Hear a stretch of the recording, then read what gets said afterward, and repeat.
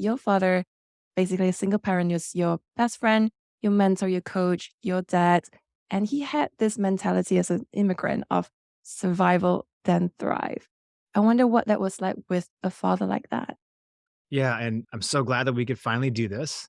Just was, off camera was obviously giving you all the kudos and respect and adoration for your consistency and commitment to the show. I think that that's an amazing lesson for all of us in whatever craft that we're pursuing. But to answer your question, my father, Japanese immigrant, came to the US when he was about 17 years old. He didn't speak the language, didn't have any kind of money or career path or understanding of how to integrate into the Americana culture and society. And it was a real struggle for him. So when I say the words like it was first about survival and then eventually how to thrive, my father didn't know what really he was intentionally trying to be here to do. Like there was no purpose. He just knew that he sought a different life outside of Japan without knowing anybody, without really understanding the cultural norms and behaviors and what was being accepted at the time, especially post World War II, was a really unique perspective for him.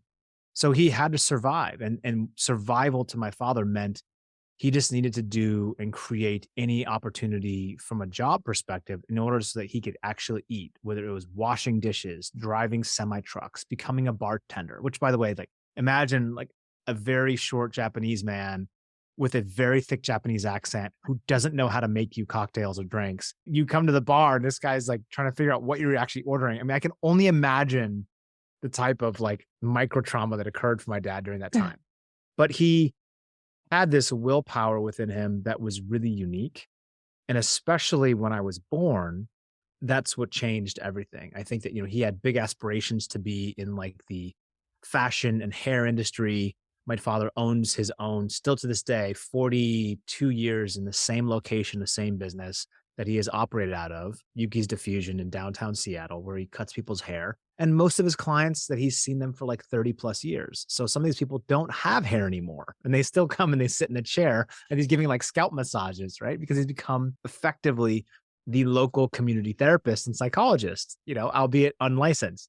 So he has just shown an incredible tenacity of work ethic combined with purpose. And his version of thriving today is about his physical health, his mental health, and I think his sense and overall direction of purpose. The survival side is still very much a part of who he is and who he was. And even when I talk to him, he still uses the word survival in our conversations. And it's quite strange. Like in 2023, many people, unless you are in a very peculiar situation, but if you live like in the United States, like your survival, like you can always probably get most of the time food, you have shelter. So he doesn't live in those kind of dire circumstances. He's got everything that he needs, but he still uses the word survival. So I glean from that this incredible psychological edge that I see relevant in and prominent in many other people who have reached very high levels of success in their own careers. Is there's this survival instinct that they continuously keep pushing forward. It goes beyond trying to make more money or trying to become more successful. It's this inner desire to just show up fully on a daily basis and create a consistency of habit and routine that I think is tied to responsibility and purpose. And as I grow, I'm 40 years old now, turning 41 and May 22nd. I think introspectively quite often about my father's journey and then what can I learn from that as a 41-year-old going on the age of 30, like psychologically. And I can go into that later why I think that, but yeah, my father's survival and thrive is really interesting. I mean, clearly that awareness was probably not something you were aware of growing up when you were 6, when you were 7. So your relationship, the way you saw your father was probably very different as well. I wonder, did you feel as though that kind of survival instinct sort of filtered down into you and that sort of impacted the way that you saw and did life when you were still a child? I think it comes back to the way that my father had decided to raise me felt a bit different than the other peers and classmates that I had. The way that my father communicated to me, for example, was always in this positive, supportive, unlimited in potential vocabulary. So the conversation was typically, and this was in sports and in academics. So if I didn't perform very well in sport or in school, he would basically question and then create questions for me to answer. Like I would have to ask a question. Well, why do you think that happened?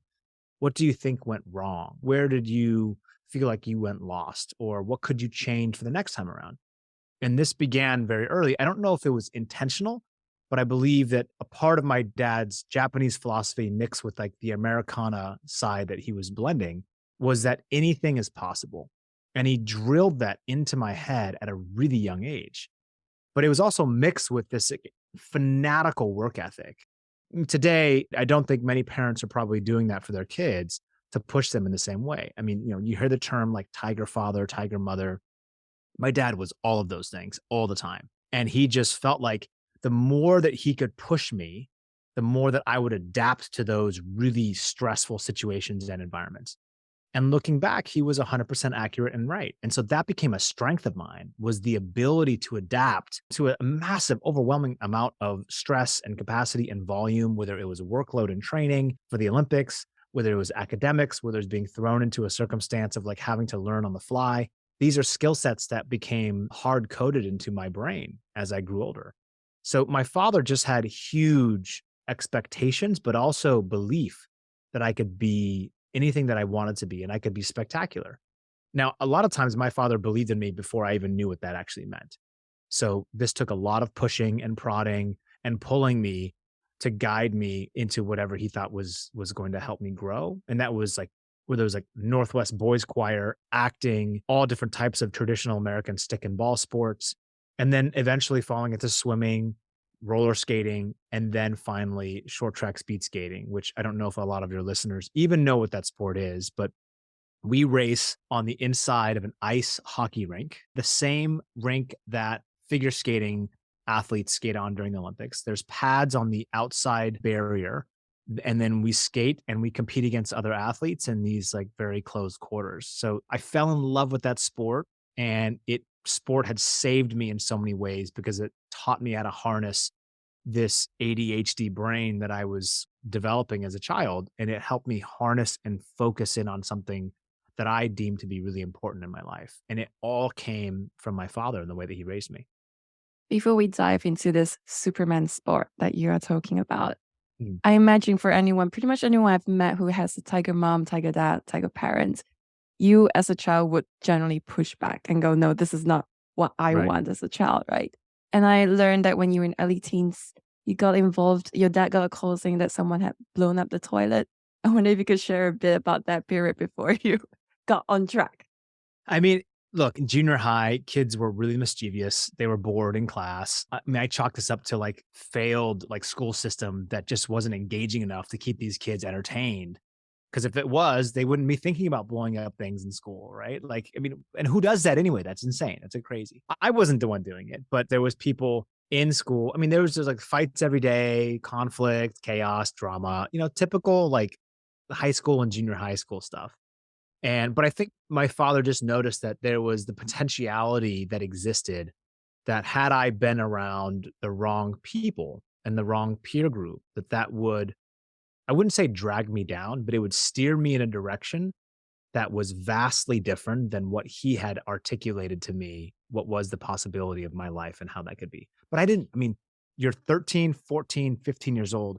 You don't know what any of those things are that I just told you. All you know is that here's a peer group that accepts you, whether it's good or bad. You feel like they like you. And so you naturally are drawn to this community of young people.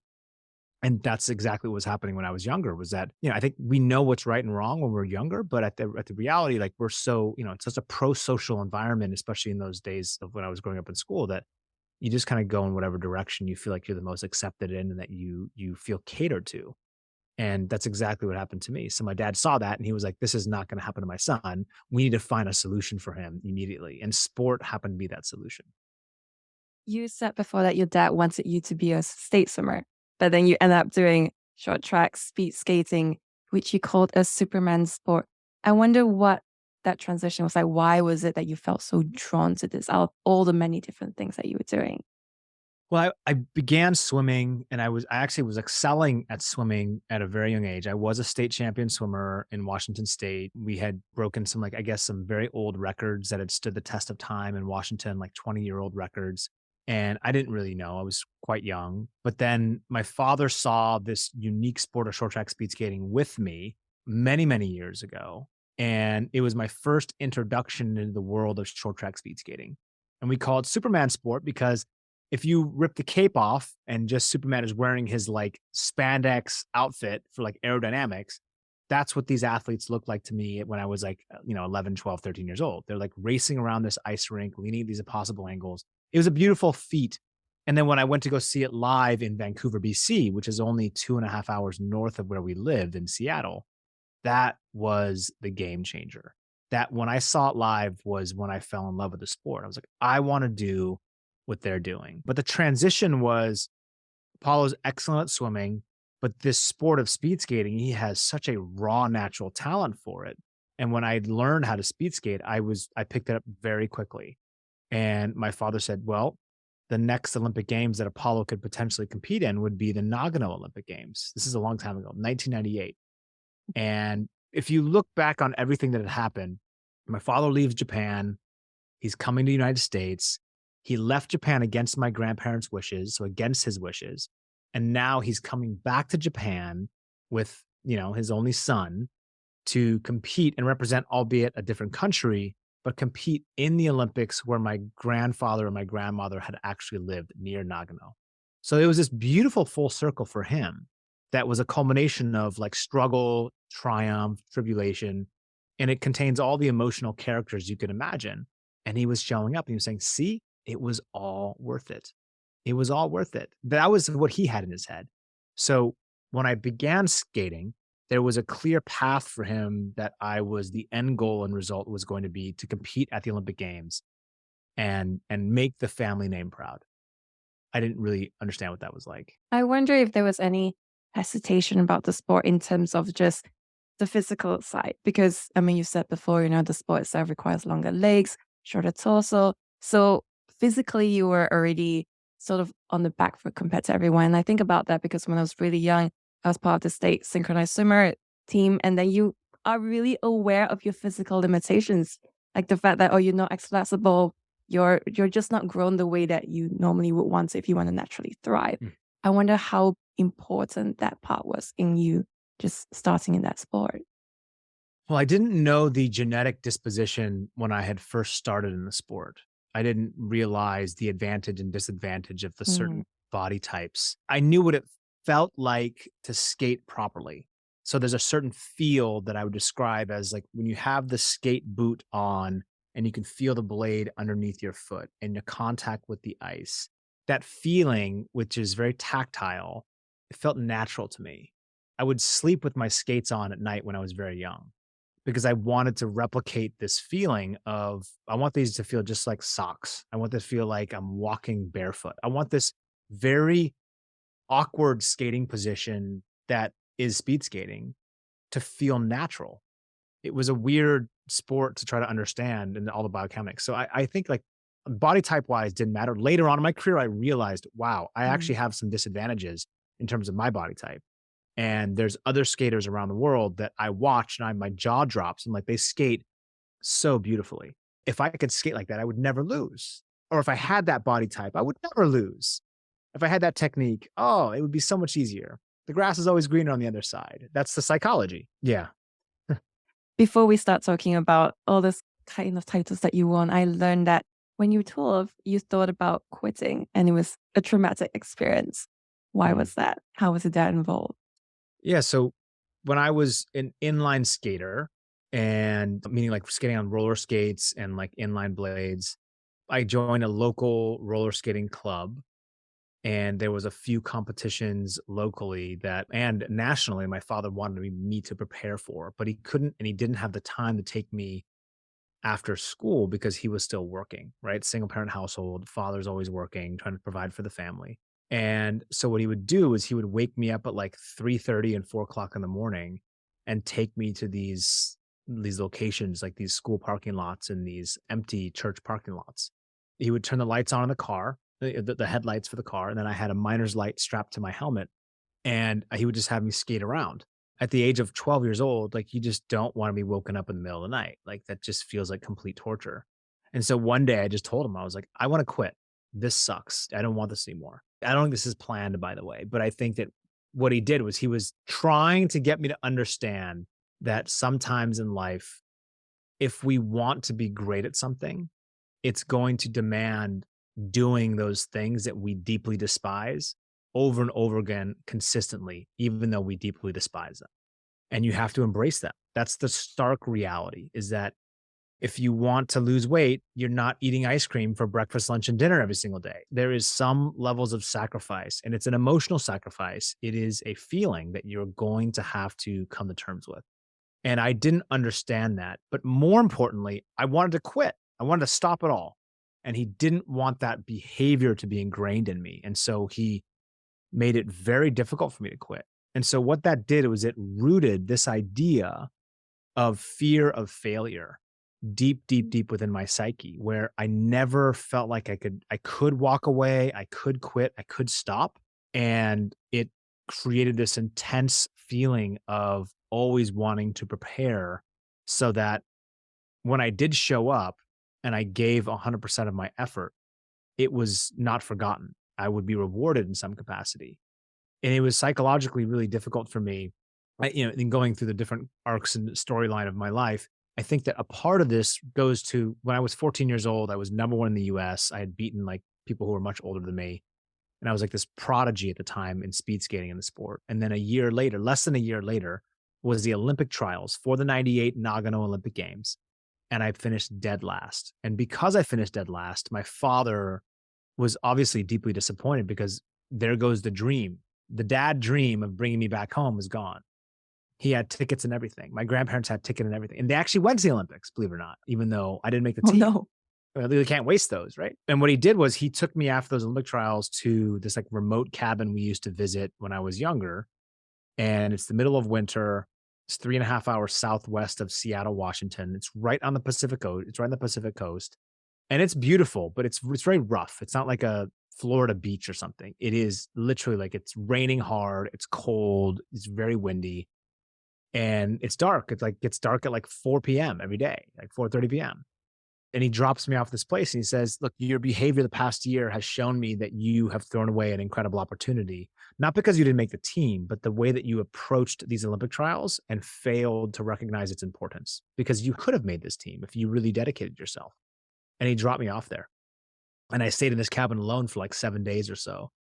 And I didn't have anything. I didn't have a cell phone. I didn't have anything. Just was like living in the wild. And so that experience was traumatic. One, because I thought my dad hated me. Two, I felt like I was so lost and I was at the fork in the road in my life where I was trying to seek my own purpose and decision-making process. And three, I felt like I could have made that team, but I didn't. And so that fear of failure, I basically before I had failed at making that team. So like I had self-sabotaged in a way because I was afraid of showing up to my best ability and then being told you're just not good enough. No one wants to be told that, right? We all want like some internal, reasoning why, well, I didn't try as hard. Well, I was, it's because I don't really care about the outcome. Whatever that internal excuse is that you're trying to seek as valid is still an excuse, no matter what.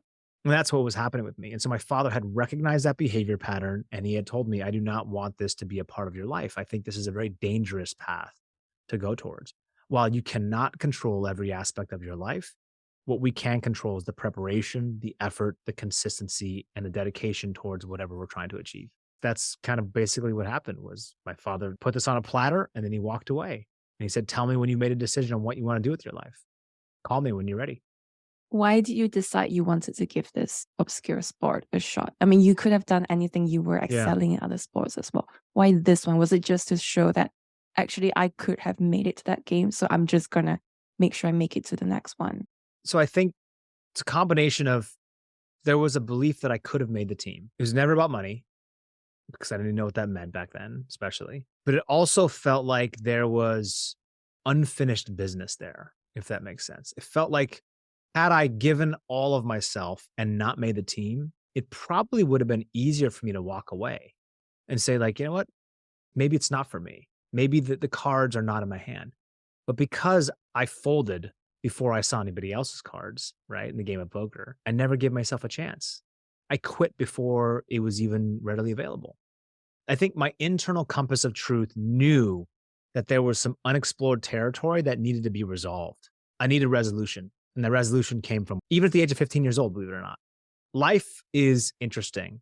You never fully comprehend in the moment of why something's happening to you and why you feel the psychological pain that you are. And sometimes you determine that you won't, I don't know if I can survive this. I don't know if this is for me. You can survive it, right? It's about decision making. It's about removing the distractions and it's about commitment. That's it. I mean, no outcome is guaranteed for you, whatever that goal is. I think that the likelihood of you reaching that success goes up with the amount of effort, time, dedication, and consistency that you put forth. That window gets bigger and bigger for you, but it's not fully guaranteed. Anything can happen. Basically, my father was like, look, I'm going to place you in this harsh environment because this kid's not listening to me. I need this kid to understand the potential that he has within him. And whatever he wants to do, I'm going to support that, which is like very commendable for my father, right? To stop pushing me at that second and actually make me the decision maker.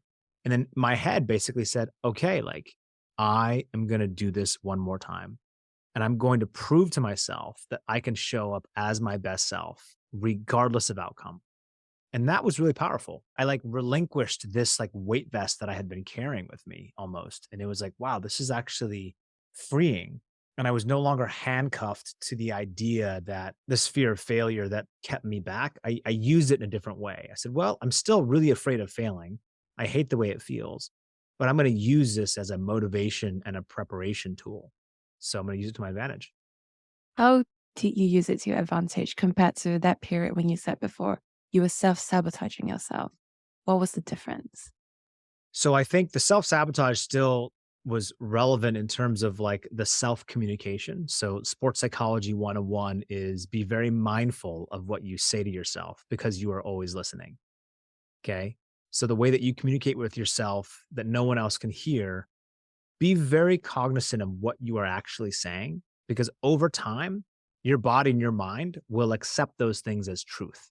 That continued throughout my entire career, but I became more mindful of what I was saying to myself. So the change was rooted in this idea that if I was able to use the fear of failure simply as a means of making sure that I stayed obsessed, committed, and consistent, that was going to be my superpower because I feel like genetically there was better athletes out there. But this right here was the game changer. This was the single greatest tool that I felt had all the studies that I was doing from sports psychology, from watching my teammates, from seeing the other athletes. No one was training this. No one was using this in the way that I would read these like fairy tales of like monks training somewhere. And maybe they're true. I don't know, but I wanted to believe those things. So the power of belief and faith in your own ability is immeasurable, actually. It goes beyond sports science. And I learned a lot of that too from living in the wrestling community, the Olympic wrestlers, Greco Roman and freestyle. And I'd seen these athletes, they just were different humans. Like the idea of like sports science and creating like the perfect training program was like non existent to them. They were just like, we are just going to train like warriors. And my mind is so strong that I will have the willpower to go through. And I wanted to be a warrior. So a large part of this was I will do whatever it takes consistently because I'm so afraid of failing that I don't have the luxury because I'm not genetically designed as good as the next person for this sport. I don't have the luxury of sleeping in. I don't have the luxury of not wanting to go to the ice rink. So what happened was, to put it simply, I removed all of the negotiation out of my life around if I should do something, what I should do, and when I should go to the ice rink.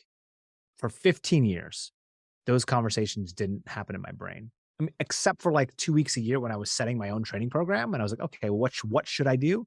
Once the training program was set, it was get up, A, B, C, D, go to the ice rink. That was it. That was the routine. Very robotic, very consistent. And what I noticed looking back on my career was that every single time we created these frameworks and disciplines, my motivation no longer mattered. So people say like, that's incredible. Like, how did you stay so motivated? I was like, it was never about motivation. It was about quieting the voice of defeat, of negativity, of toxicity, of you're not good enough. The only way to quiet that voice was to get up and go every single day. And so everyone has this, by the way. Everyone has their own internal stuff that they manage. And I think the lesson for me is that that never goes away. The stuff, the challenges don't go away. How you interact with them and use them to your advantages are solely within your own perception. That will become your reality. So the more that you can say, this is really hard. How do I tackle this? How do I accept it? How do I accept myself? How do I move forward? How do I create a plan? And then you go upon that. That is the defining factor. And you have to be authentic with yourself. If you're negotiating and playing ping pong back and forth with like, yes, no, what do I do? I'll go back. What kind of shoes should I wear when I go run? What kind of outfit should I wear? Maybe I'll do it tomorrow. Maybe I'll do it later in the day. You've lost the game already. Just like remove all that stuff out, create a really simple path. And that was my repeatable pattern of success for many, many years and many, many workouts. And then I began curating a psychological edge of leaning into the hardest workouts that we had. And actually, the harder the workout, the more I would show up, the more I would lean in, the more I would smile, the more that I loved it. And it takes a little crazy to like love that type of physical pain every single day. But I'm telling you, your body and your mind adapt to it. It's remarkable what you can do when you do it consistently. What are specific steps that you did as well to ensure that you didn't falter on this path? Because every now and then you might be tempted. Were you ever tempted to just say, maybe I'll take a day off, and that's when the hamster wheel starts, then you just take 2 days, 3 days off? I learned that you never Yeah. showed your medals as well as a way to motivate yourself. Yeah, we did have days off. So we had Yeah. Saturday afternoon and Sunday fully off. So we have a day and a half every week, full regeneration. We probably should have had more, understanding the sports science today. And even on those days, I would do like recovery jogs and I would go in the sauna and stretch and I would, get deep tissue massage and all the recovery modalities you can imagine. But looking back in the world of sport, every workout seems to matter. Every hour of the day seems to matter. It's amazing. It like really didn't, but I think it's something to do with the principle of thinking and the alignment of like you believe these things really matter. Therefore, you take every minute of every day, every hour as the level of importance skyrockets like tremendously.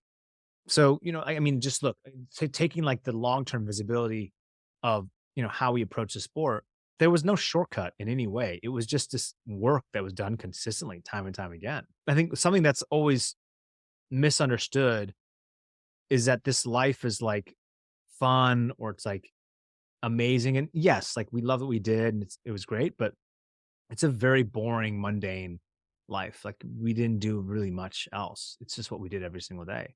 And it was that level of consistency that I fell in love with.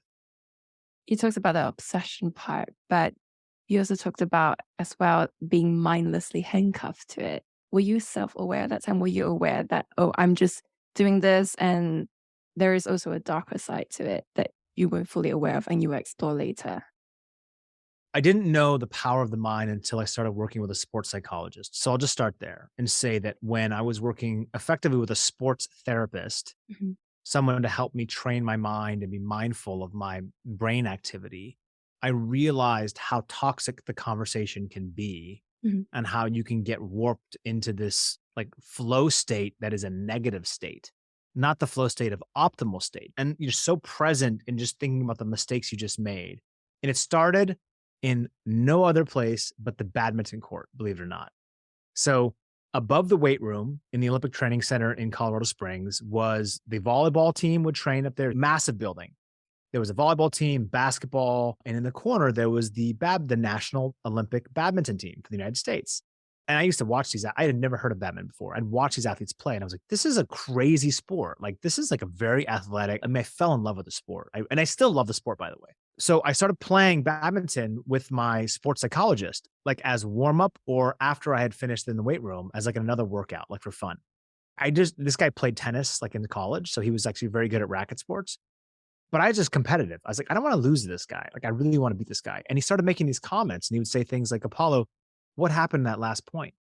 And then I would make a few more mistakes. He's like, "What's going through your head right now?" I was like, and I was like, "What's going through my head is I'm going to throw this racket at you. That's what's going through my head." And I didn't know what he was doing. He was effectively trying to get me to listen and see the pattern of behavior. When I would start to lose, I would make more and more mistakes because I was dwelling on what just happened versus clearing the brain, clearing the mechanism as a new point and starting again. That was the skill set. Huge failure, clear the slate, start again. Huge failure, clear the slate, recalibrate, try again. Versus like mistake, boom, no mistake, same mistake, same mistake, same mistake. That's where it began for me, was this internal conversation. And so when I say the word, I was handcuffed to the obsessiveness, I think that like because I loved and cared about the sport so much, I felt like I didn't have the luxury of taking any time off, if that makes sense. Like everything mattered. Now the handcuffed part was dangerous because that voice was always saying like there's someone on the other side of the world who's better than you and you don't have the ability to rest, like you need to do more. So it made me extremely cerebral throughout my career. Now that's not necessarily a bad thing, but what I noticed today is that it removed me from the pure pleasure of being in an optimal state of skating. And so that took a lot of mental training and mindfulness and meditation and breathing techniques in order to calm that mind. So, one of your questions before was, what are the actual strategies and tactics? Well, it's always been about clearing the frenetic energy that exists in your mind, right? Like these things here are the most incredible tools that we've had. Same with our laptops, right? I mean, the fact that we're doing this in different parts of the world is incredible. But there's also this level of distraction that removes your ability to be completely in flow and in the zone. And the frenetic energy, if you allow it to control you, you get nothing done. And if you do get something done, the quality is very low. So the greatest performance enhancement is learning to be totally in the flow state. Cal Newport calls it doing deep work. And a part of that is removing the things that are unnecessary and the obstacles and removing the brick from the break, so to speak, and just allowing yourself to be in a flow state. So being in the mentality and using sports psychology, meditation and breath work was my mechanism. It was my ability to slow down, observe, create internal conversation that was healthy. And then at the next stage was to say, how do I actually move forward? How do I create a state of awareness that is highly alert, but very calm? That's when we make our best decisions, by the way. In speed skating, when I make the best pass, when I see something happen before it happens, that's all to do with how you process information through the orbitals into your mind and your surroundings, peripheral. All these things are like beautiful aspects of being human, right? And I think the way that we can use that today is in the same way. You've got something very important that you care about, learning to not disregard the sense of urgency because urgency is good. It means that you care about the outcome, but not being so handcuffed to the outcome that it removes you from focusing in on the process. That is the real challenge we face. The people who do the best at any craft is they're fully enveloped in the process. And while the prize is great and they fully recognize and realize what the prize is, they're not thinking about the prize the whole time. They're thinking about being mechanically in the flow state. Step 1, step 2, step 3, step 6, step 8, 16, 32, 64, etc. I was just talking to my sports psychologist 2 days ago, the same person who taught me all these techniques. I mean, we were working together 23 years ago. We were working and we were telling stories. And I was explaining to him about some of these challenges that I have and how I would like to retain what I had back then. And he reminded me, he's like, don't forget the power of your mind. I was like, what do you mean? I don't have an Olympic race. He's like, oh, but you do. You absolutely have an Olympic race. It's just a long distance race. It's much different. It's not a 40-second race. So my whole life post Olympics is all about dripping these pieces of belief and Mm. faith to get people to start listening to what they probably already really know is truth, that they have this incredible ability to continue whatever they're facing. And a lot of that comes down to this right here, like, your spirit, your heart, your mind, your body, your soul.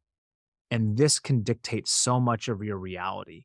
So mechanically, it is the guiding principle for how I live my life today. And it was back then. It was my greatest asset that you can possibly imagine was the breath work, basically focusing in on lowering my heart rate, breathing in through my nostrils, out through my mouth, being in a calm state, and exhaling this negativity, this like disbelief, this insecurity, this self-doubt, and breathing in this feeling of like self-acceptance. This is what I do today, by the way. Strength, fortification, unification, possibility, all these things. I promise you that you can alter the direction of your life and the speed at which you move.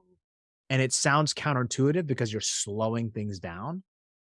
But the key here is that just like the race that I skated in the Olympics, which is 40 seconds long, it doesn't feel like 40 seconds to me. They felt like 5 minutes long. I felt like Neo from the Matrix, right? Like everything seems much more controllable. Everything is slower. And that's everything to do with this. Like you're rehearsing this over and over again. And the effort between trying way too hard and it's really difficult and you don't go very fast, between it's almost like you're not even really trying, but you're going, it's just that line is minuscule between trying too hard and not trying hard enough.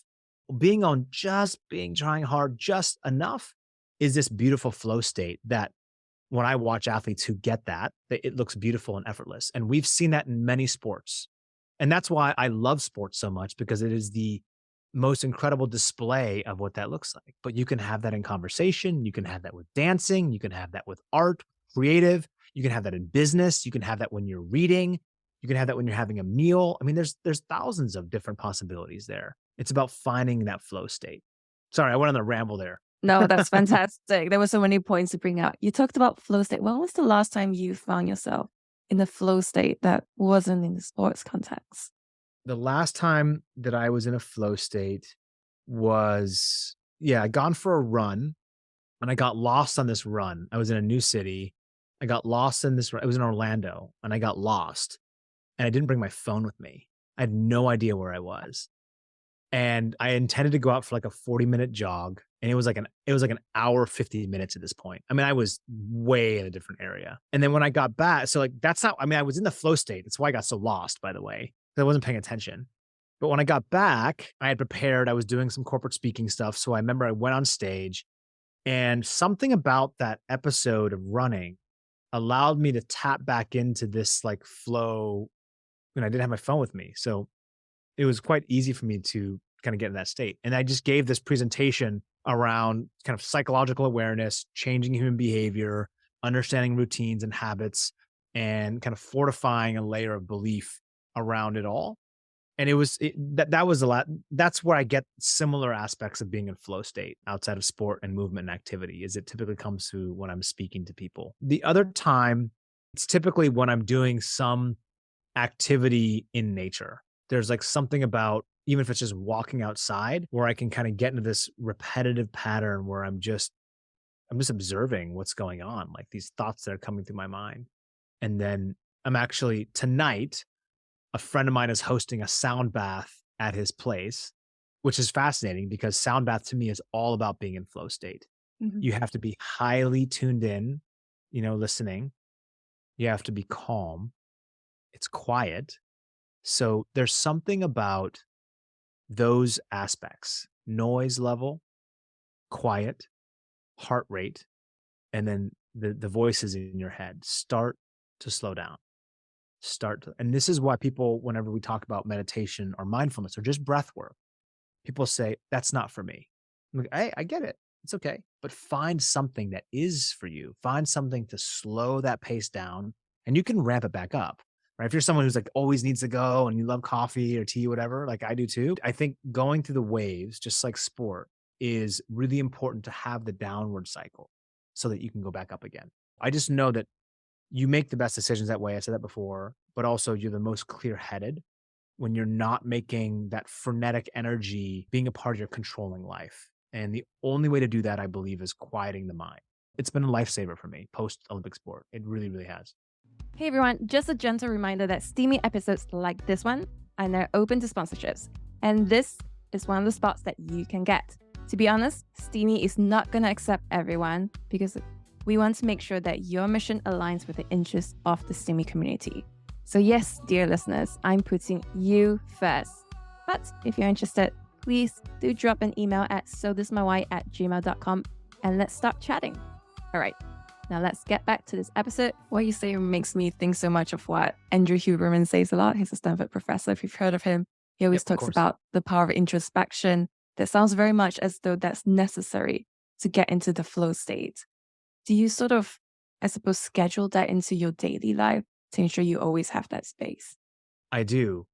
I'm not 100% accurate with doing it every single day, but it's pretty beautiful the difference when I am doing it versus when I'm not. It's very clear that I should be doing this every single day. Introspection, and I have notes all around my desk here that are all about introspection. In order to make the best decisions moving forward, one needs to create space to reflect upon those decisions. If you don't give yourself the space, then you're not giving your mind the time to comprehend the possibilities of alternate outcomes, of creative expression, of importance, all these, of risk, all these things. So giving space is really important. And if you don't have space, make the space. If you're just always being controlled by something that is an exterior motive here or exterior force, you can't create that space. Like you need to be able to see clearly in order to create that space. So I just go back to like the sport. Huberman's great. He obviously gets it on so many levels. And he brings this great blend of like science and creativity to how he articulates every message. And I do think there's something there about creating the space, even for just like 3 to 5 minutes every day. That's all you need to create. And it's just simple, do it consistently. For me, I've talked about like, what were the things that went well today? Intentionally, what did I expect today to go? Did I accomplish my goals today? Why not? What were some things that I've learned about myself today that I can work on for tomorrow? And then what actually went right today? And if nothing went right, you still have to write something down. You have to find something. And what that's doing for me is it's training your brain to find the silver lining. Right? This is important. This is an exercise. This is not an end result. This is an exercise to prompt you to consistently train your mind to seek for something that's underneath the contextual layer that we normally dig in. We only see the surface usually, but this is an exercise to create more depth of kind of mindset. And that happens through introspection.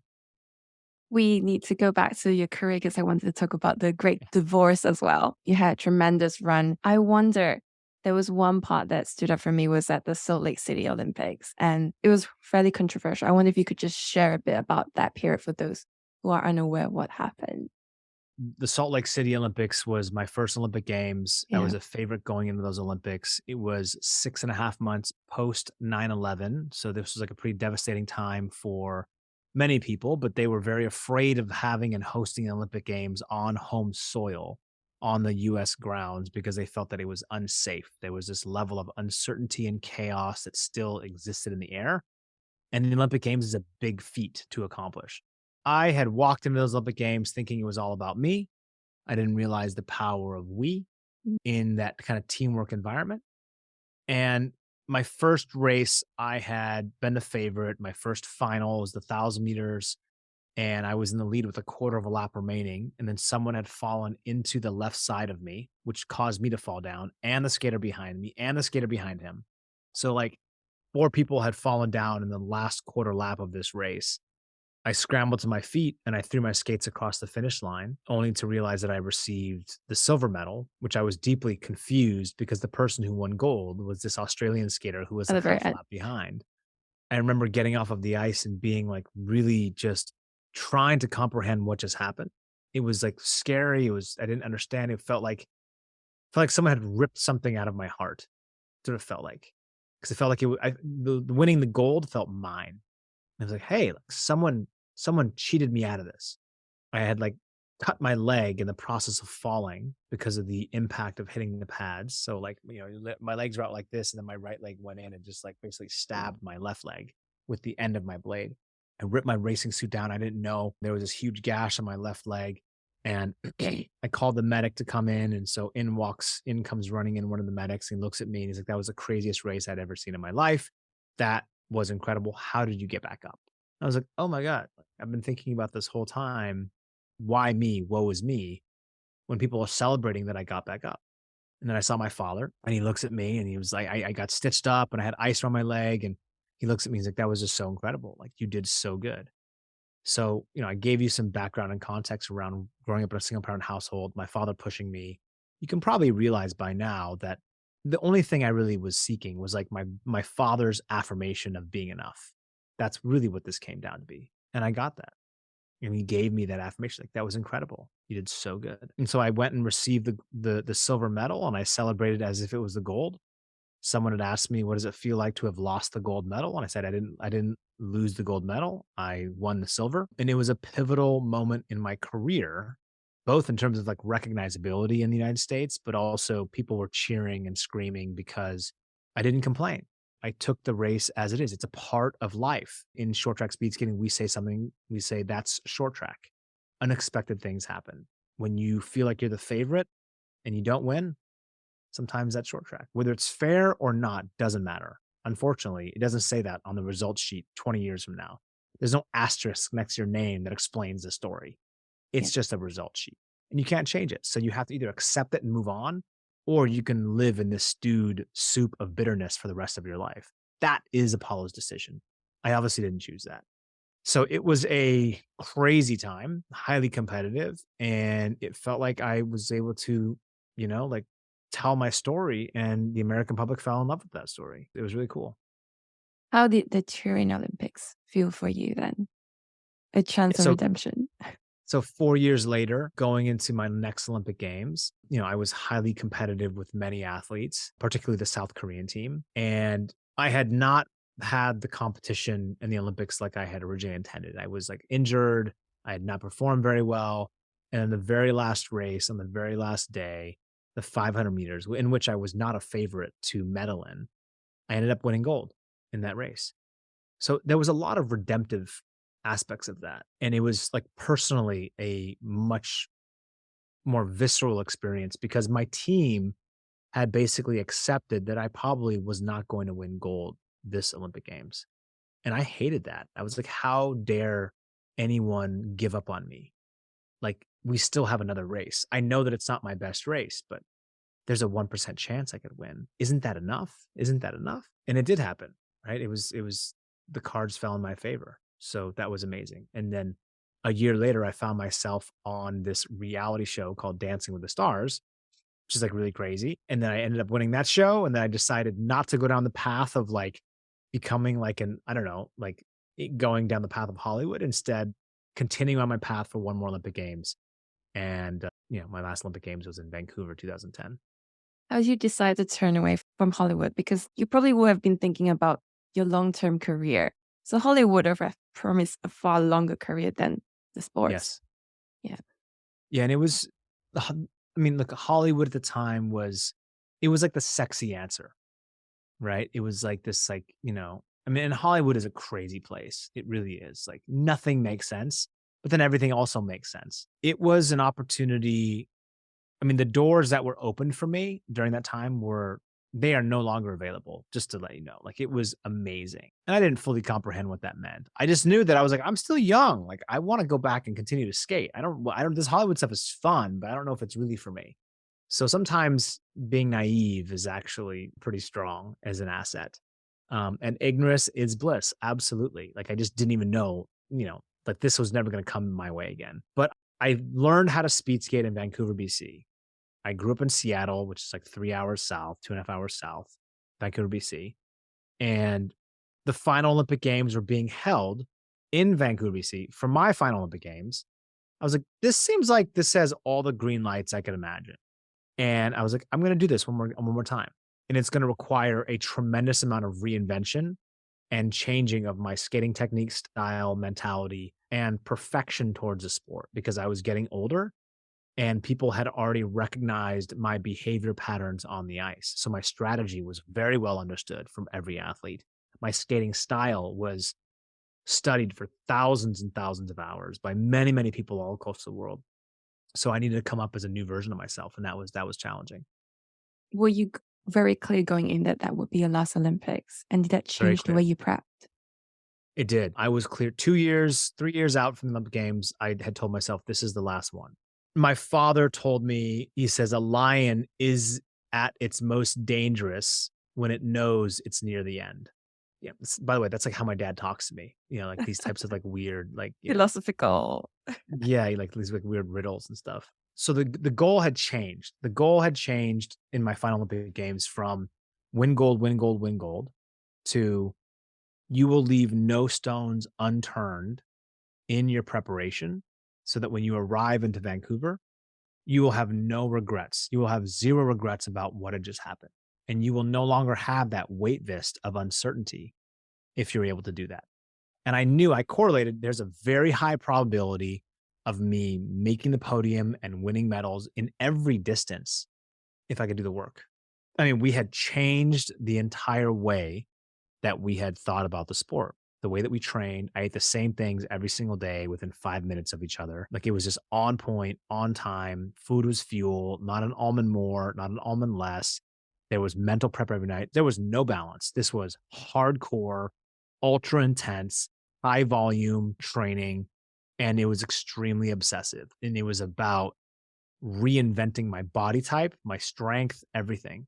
And it was a crazy time. It required me to retool the way that I thought about the sport, how we articulated what recovery would look like, how we thought that I would skate lap times 3 to 5 years in advance for, when I started this process, 3 to 4 years in advance when I started. And it was hard how to reverse engineer that process, but it was beautiful. It was a beautiful aspect. It felt like nothing else in the world existed or mattered.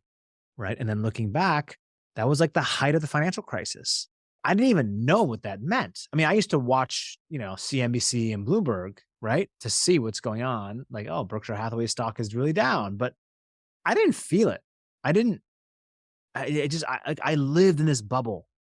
But that is the power of being able to remove yourself from other things that are happening. And we know people that are like that. Some people just like they don't know what's going on in the world. They're not paying Mr. attention at Beast. all, right? They're just doing their thing and they're giving themselves space to focus on what they're doing. I mean, look, I'm probably much more informed today than I was before, but I'm probably way more distracted at the same time.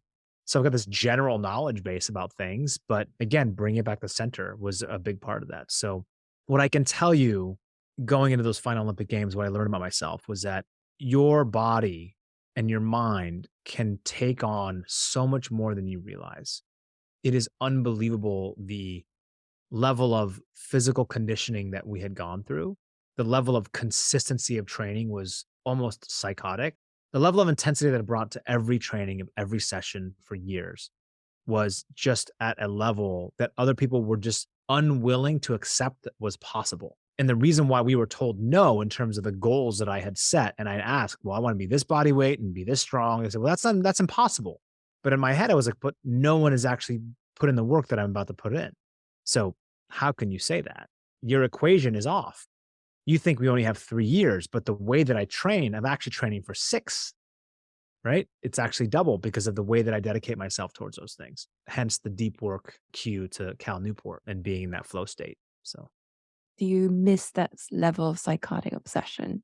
Have you applied that since you left the sports world? I do and I don't. I miss it in sport. I don't miss that level of so the downside of psychotic obsession being 40 today is that it alienates everything else out from my life. And to me, that's not worth it anymore. To me, life is more than just about the goal that I have in front of me. It's more about balance. And so I seek to have deeper human connection. I want to see other people succeed. When I was performing as an athlete, I didn't want to see anybody else succeed except for me. I have changed as a person over the past 13 years, and it's taken a lot of deep work in order to want to show up with more empathy, to seek self improvement, to understand where my micro traumas come from so I can work on them so that I can show up as the best version of Apollo, so I can help other people find their own true north. Like that's my purpose today. Do I miss that in sport? Yes, because there's something beautiful about that. And I think that I can take bits and pieces from that framework and apply it in what we call the gas principle in sport, which is, you step on the gas and you let off the gas. You step on the gas, it comes in cycles and it comes in rhythms. but learning to remove yourself from those environments, the detachment phase is very, very critical. It's really important. And it keeps my mind more healthy. You did consider coming out of retirement and you spoke Mm. to Michael Phelps about it. How do you arrive at the decision not to? Well, when you get in these environments where you watch your friends and your peers compete and you see them older than most other people say that they should be competing at, and you start to think in yourself, maybe I can do this one more time. I think the question is not if you could do it one more time. The question is this the right decision for you, Apollo? And do you actually want to do this, Apollo? I made sure to not make a decision when I was at the 2012 London Olympic Games when I was with him and watching those games and broadcasting those games. I made sure not to make the decision there because I obviously had a lot of confirmation bias. Everyone was going to say, absolutely, we want you to compete again because they want to see me on the ice again, right? So I took time off. I went to the cabin that my dad dropped me off at when I was 15. And I said, like, man, like, is this it? Should I do this? The answer was no. You seek an alternative path, and that's going to be hard. And a part of you growing up or growing is going against the grain. I know sport. I know the Olympic path. It's so familiar to me.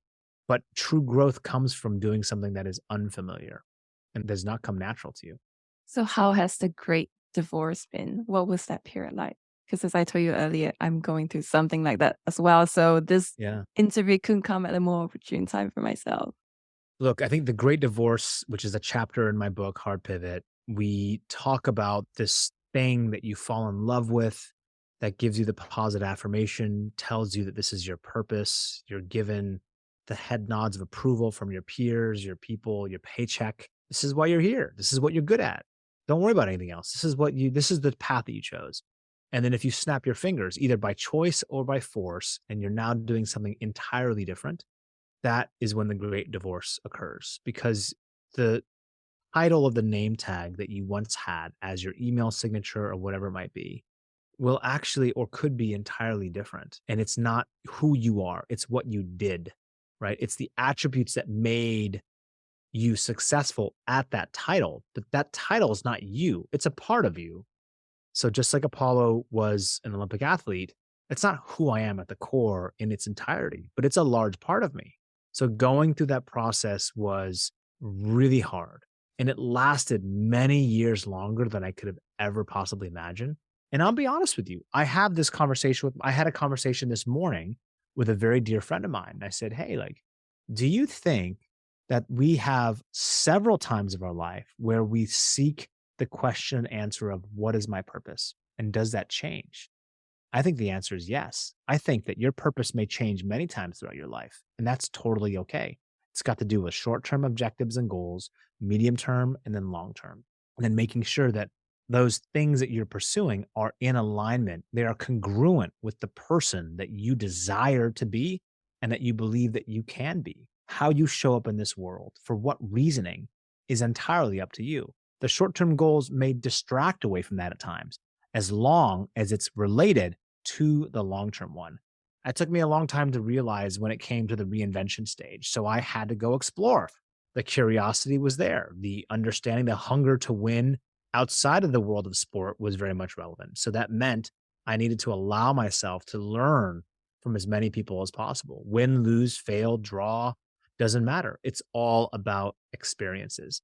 And then not allowing the fear state to override and keep you in a state that is in inaction. You want to be in a form where you are always ready to press the button if you go or don't go, and you want to be in control of that. So I think fear is powerful if it keeps you prepared and it keeps you honest in your commitment. It is a negative if you allow it to override your ability to create action in your life. And you can do this, right? Like people can create frameworks to say, oh, there's my mind again. It's coming in trying to make me feel safe because it wants me to go back to the old thing, the 1.0 version of myself. But I know the 1.0 version of myself is always going to be there. And going to the 2.0 version is hard because it's unfamiliar. I'm starting from scratch. I don't know anyone. It's like I'm taking on a new language. Nothing seems like it makes sense. But the equation of consistency plus hard work plus volume equals high percentage outcome likelihood of having success. So increase the probability. That's what it comes down to. And I didn't know that then, but what I realized this was going to take a lot of work. It was not easy. It's not easy, and it's never easy. What is your advice in terms of just exploring to see what's out there? Because I find that, at least for me personally, finding and discovering there are lots of opportunities, but there's also that driven fear of, but if I don't say yes now, it might never come back again. But if I Yeah, say yes and I commit, then that means that I don't have the space to do all these other things. So how that's did right. you manage that? Well, when I first started my path of reinvention, I said yes to everything. I Mm. mean, I'm just going to be honest. I'm just yes to everything. I traveled all over the world. I mean, I've been to 80 plus countries, so many different businesses, and they were all learning lessons. I would say now I say yes to far less things. So I've created an area where this is what I want to do. These are the things that are associated with what I want to do. And if it's not in those categories, then I'm just not going to do them, which gives me more space to concentrate more effort towards the things that I set out to do in the beginning. So if someone is going through this reinvention stage and process, the thing that I can recommend is surround yourself with people to give you perspective on what those other things are like. Ask them, what is life like as, whatever you're doing? How did you get into it? Do you feel like you're good at your job? Do you like what you do? We learn by communication and conversation. So I always suggest people to find peer groups and just communicate with people. Talk to other humans, and you will hear patterns of behavior that will make sense to you. And they may actually also affirm the path that you've already chosen, but it's going to take doing some work. So if you're someone who's an introvert and you don't like talking to people, well, then do some reading, right? Go that path first. But I do think there's a lot that we can learn. And you can do this on forums. You can do this through social. I mean, there's no excuse. Seek the answers, consistently use technology as a tool to help you get connected with people that have lived lives in many different aspects. So I'll give you an example. I'm fascinated with the American health care industry. It's a huge industry. It's obviously been very beneficial for some people, for many people, but it's also fragmented and it's broken and it's sluggish and it's archaic and it's harsh and it's difficult. I'm not in that business. I want to learn about it because I just like to learn about things. So create learning as a superpower for you. Not you, I'm saying like in general. Like you have control over these things. And I always suggest people to be open to interpretation.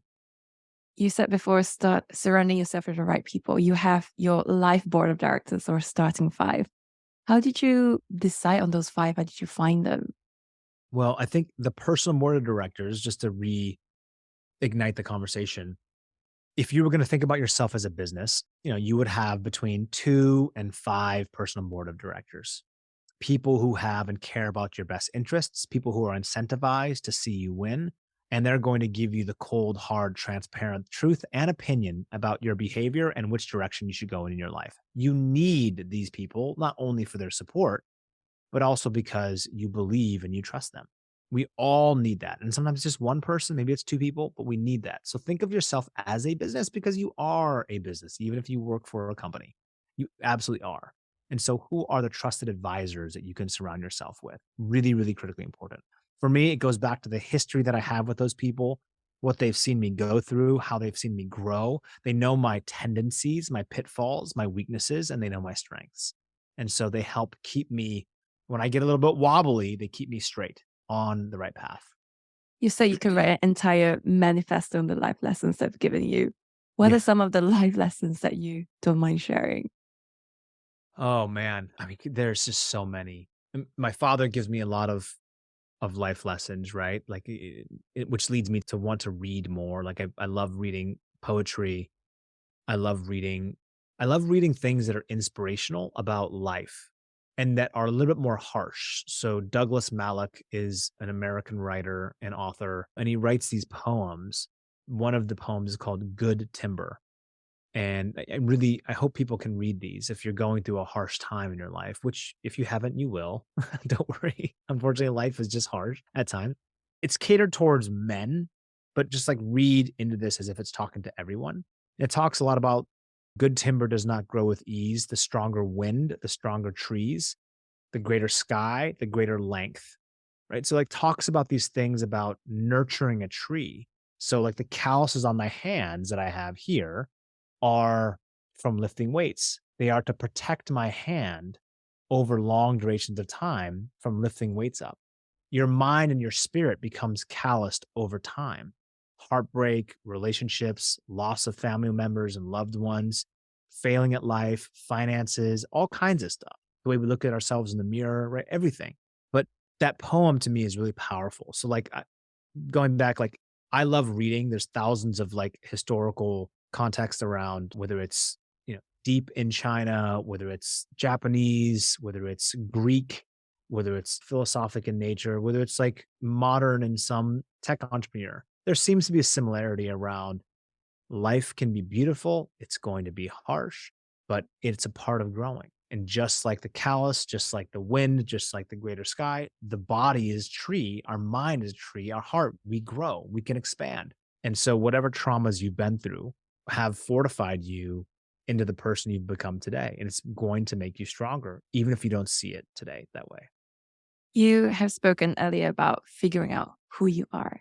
And I learned that you also went to Wharton for 5 weeks with business executives. And that was precisely the question they wanted you to ask each other. Who are you? So Mm. how would you answer that question? So can I give context about the Of question? course, yes. So I think this was like 2.5 weeks in to this program. I'm with like 25, 30 executives from all over the world. And we all live in the dorms together the whole time. And we're in class for like 12 hours a day. We have breakfast, lunch, and dinner together, drinks later after, and we're working on other projects. And it's like a very highly immersive protocol. And so we did this one exercise, the Who Do You Are, 3 rounds of I think it's 2 minutes each. And if you and I were doing this right now, Linga, I would ask you who you are. You could give me an answer. I would keep asking you. I can only ask you one question, and that is, who are you? Who are you? Who are you? And you can respond with as many different iterations or whatever that you want. In the beginning, the first round, everyone mentioned their title, what they do at work, the things that describe them in terms of like the job description, et cetera. Then it kind of maybe got into the family. The second time, they skipped over the job stuff. They went more into the family stuff, more into where they live, more into a little bit what they like. The third stuff went much deeper. The third round, I mean. And that's when I felt like in 6 minutes, I got to know these executives more than I did for the past 2.5 weeks. So when someone asks me that, I say that the clock was running. Would say like, had an incredible career as an Olympic athlete. I've had many hardships growing up and then during and post those time. It's taught me so much about my life. I've been an entrepreneur. I've been fascinated by business, culture, food, people, diversity, history, etc. I'm eager to learn. I love to help other people and I'm inspired to inspire. I'm inspired to help lead people to find their own light. This is what makes me happy. I care about my father. I care about my friends, my loved ones, and I want to share experiences with the world and see people smile. So, like, in a short essence of like, that's who I am today. I love the sauna. I love to work out. There's many things you can do. But if you notice, like, a lot of these things got nothing to do with like the actual businesses that I've been involved with. The story and the lesson is if you want to connect with your teammates, your team members, or other people, understand who they are at the core, not just who they show up at work as, because that's just one layer of their personality. And there's nothing wrong with that, right? Like you're someone who now is running and building this incredible repository of discussion, interviews with leaders, thought leaders around the world, entrepreneurs, people with incredible stories, and your curiosities are about that. But there's many layers to who you are beyond just being a host of a podcast, right? There's many, many things. Your history of being a lawyer, growing up, your pivot points of reinventing, like all these things I think are critical into understanding who we are so that we can better know where we're going. And where are you going? What's next for you? What's next for me is I'm continuing on the path of seeking the best way possible to scale into the psyche of mostly American corporations, because that's why I work with the most here in the US, to get them to understand A, conscious capitalism, B, just fundamentally understanding what their true north is so that we can resonate the type of positivity of change that is necessary to live our best lives. And a lot of that starts with the human behavior that we conduct on a daily basis for our own life. So when we feel good about ourselves, we want others to also understand how they can feel good about themselves. If we don't feel good about ourselves, it's hard to care in the other way. And how can listeners help you? I would love if people just engage with me on Instagram, on Twitter. You can find me on LinkedIn. I'm naturally an optimistic person. I believe so much in the power of the human spirit. And look, if there's something that I could leave your listeners with, it would kind of be the following: that the world is an incredible oyster of possibility. And in order for you to find the things that make you glimmer, the things that make you sparkle in your eye, is not always the easiest path. And it takes a tremendous amount of work, gratitude, but learning how to govern your own speed limit in terms of where you're placing your energies. Live your life knowing that it is finite and that you have a limited window here to use that time wisely. It is your ultimate currency, is your life candle. So, however many weeks that you have, I have this little poster here. I don't know if you can see this. This one right here. It says "My Life in Weeks." I don't know if you can see it. It says, there it is. Yeah, "My Life in Weeks." And so the grayed out area is how much I've lived. And then the remainder is how many weeks that I have remaining. And what we know about longevity in the human body is that the last like quarter of your life is actually not the highest of quality. You're like older. So the urgency for all of your listeners and anyone who understands the fleetingness of life is that the 86,400 seconds you have a day are in your control of how you decide to use them. So whatever you need to do to show up as your best self, to create the discipline and the framework to give you a chance at living your best life so that you can show up your friends, family, loved ones, and yourself. Do it. Stop questioning, stop negotiating, just go and do it. And you only get one shot. So make sure you live your life to the best you possibly can. Do you feel at this point that you have found your why? I found my why many times. My why when I was training was there, it was clear. My why today is I believe the world is in a space where it deeply needs and wants to be loved, to be heard, to be a part of something, and to be in less pain. And so I think a lot of that can be accomplished if we really provide the resources necessary to overcome the addictions that we have, the mental health epidemic that exists, the human behavioral, the neurobiology that we understand at the science level so that we can be more evolved. Pain is a part of life. We realize that.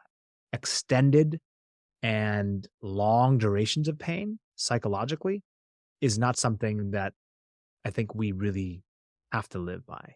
We can create a different environment in which we be our best. And what kind of legacy do you want to leave behind?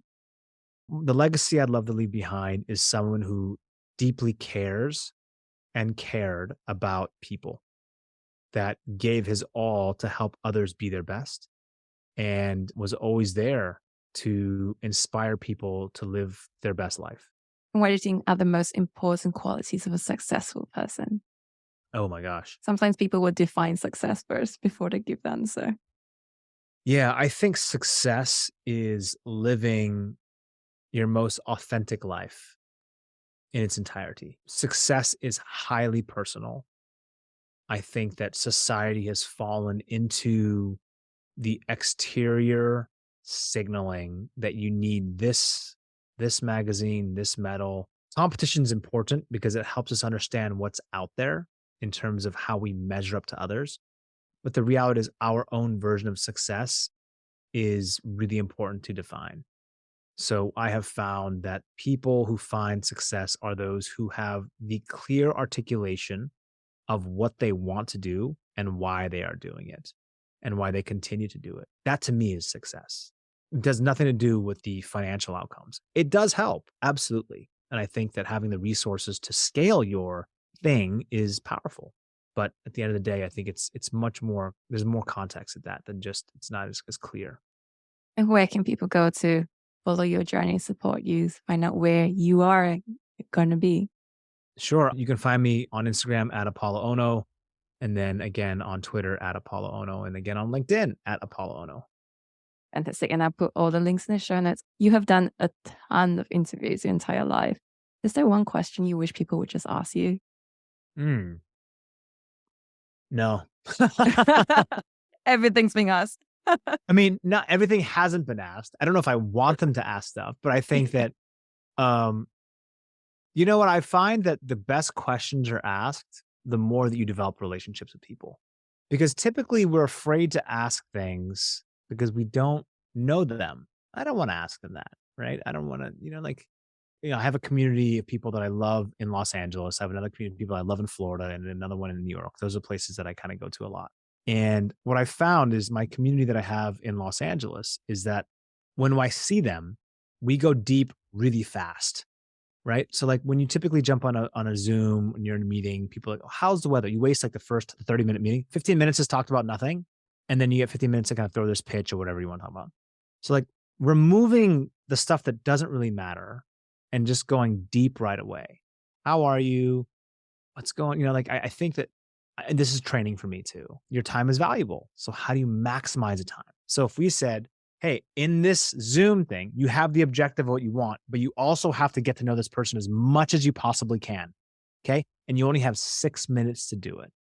How would you use that time? It changes your perspective. So anyway, hopefully that helps. So I have to ask then, how do you do it? How do you maximize those 6 minutes? Again, like I think you remove the ancillary, non-thoughtful questions around like weather and all those things. And I think it's about like, hey, like I think it's being open. So it's Mhm. being transparent, being open, and having vulnerability. Like when we started, I was like, hey, like you asked me if I was in Japan. It's like, actually, no, like I'm not in Japan. My grandmother's really sick. I normally wouldn't share that, but that gives you perspective into my life Mhm. at a very depth level, right? So I think that's what's happening now is I think that let's go deeper. Let's create greater levels of depth with our relationships and don't be afraid. Don't be, I mean, if the person doesn't want to answer the question, they'll just say, hey, like I prefer to not, I just don't want to talk about that. And you can say, I totally respect that. But if you don't ask, you don't get. So Yes. climb out of the shell. Agree. So thank you, Lucy, for telling me that you were supposed to be in Japan. So we could talk about something other than the weather. Yes. Yes. Is there anything else you'd like to share that we haven't covered so far? No, I appreciate this. I love that you're following your craft and hopefully people enjoyed. And that was the end of episode 120. The show notes and transcript can be found at sothismywhy.com/120. And in case you missed it, Steamy also has a weekly newsletter where you can sign up for at the show notes. You'll hear more about the behind the scenes of running this podcast, upcoming events and guests, and also what it takes to build a successful career or even a second career on top of that. So do check out the show notes to subscribe to the newsletter.